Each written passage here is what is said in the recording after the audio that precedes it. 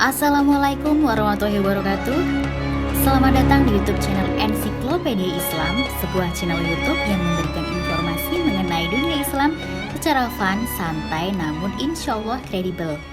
Sebelum kita mulai, boleh dong subscribe dulu.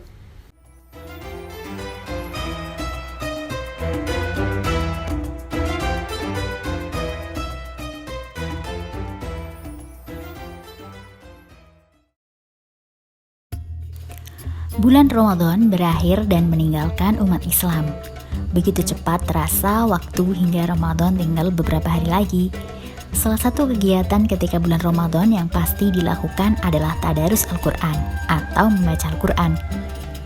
Di beberapa tempat, tadarus Al-Quran tidak hanya sekadar membaca, tetapi dilakukan dengan pengeras suara. Itu pun tidak hanya sekali dua kali.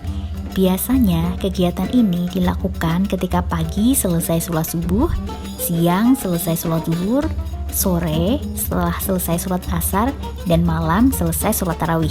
Pokoknya hampir setiap waktu kegiatan ini dilakukan.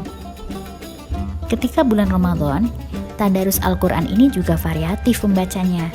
Kadang orang tua, anak-anak, dan juga anak-anak muda. Namun, tadarus Al-Quran ketika bulan Ramadan ini lebih sering dilakukan oleh anak-anak, terlebih lagi di waktu sore dan malam. Seringkali bersaut-sautan suara anak-anak mengaji antara masjid satu dengan masjid yang lain, antara musola satu dengan musola yang lain. Nah, ketika tadarus Al-Quran, apalagi yang malam hari, salah satu hal yang pasti ada adalah kudapan atau makanan yang menyertainya. Selain sebagai ibadah, tadarus Al-Quran ini juga sebagai sarana silaturahmi, sarana berkumpul, atau juga nongkrong.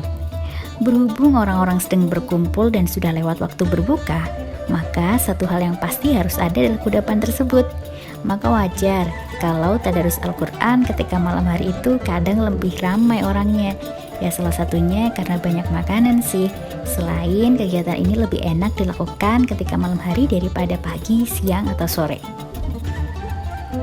Kemudian, hukum tadarusan perlu kita tinjau sesuai dengan makna-makna tadarusan yang ada di masyarakat. Berikut ini adalah 5 tinjauan dari Ensiklopedia Islam. Yang pertama, tadarusan maknanya belajar membaca Al-Quran atau belajar tafsir Al-Quran. Tadarusan dengan makna ini tidak diragukan lagi bolehnya, bahkan hukumnya mustahab dan bisa jadi wajib. Yang kedua, tadarusan maknanya membaca Al-Quran secara berjamaah dengan satu suara, yaitu membaca ayat atau surah dari Al-Quran secara bersama-sama dan berbarengan satu suara. Praktek seperti ini tidak didapati dari sunnah Nabi maupun para sahabat, maka hendaknya ditinggalkan. Namun boleh jika dalam rangka belajar membaca Al-Quran, bukan sekedar membaca. Ketiga, tadarusan maknanya membaca Al-Quran secara bergantian dan bersambungan, yaitu beberapa orang berkumpul kemudian sepakat untuk membaca secara bergantian dan secara bersambungan sehingga pesertanya melanjutkan ayat dari peserta sebelumnya dan demikian seterusnya hingga selesai target bacaan. Praktek seperti ini disebut oleh para ulama dengan istilah al-idarah. Praktek seperti ini diperselisihkan oleh para ulama.